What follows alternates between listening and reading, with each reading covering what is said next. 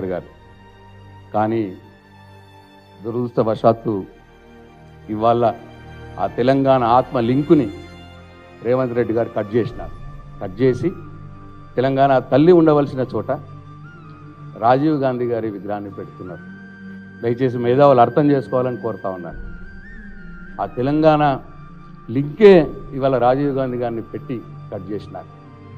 ఇది చాలా అంటే ఒక ఉద్యమకారుడుగా కేసీఆర్ గారికి తెలంగాణ ఉద్యమంతో కావచ్చు, తెలంగాణ అమరులతో కావచ్చు, తెలంగాణ ఆత్మగౌరవంతో కావచ్చు, ఆయనకున్నటువంటి పేగు బంధం అనుబంధం ఇవాళ రేవంత్ రెడ్డి గారికి లేక, ఎందుకంటే ఆయన తెలంగాణ ఉద్యమంలో లేడు కాబట్టి, ఆయనకు ఆ తెలంగాణ ఆత్మ యొక్క ప్రభావం ఆయనకు తెలియదు కాబట్టి ఇవాళ తెలంగాణ తల్లి ఉండవలసిన చోట రాజీవ్ గాంధీ గారి విగ్రహాన్ని పెడుతున్నారు.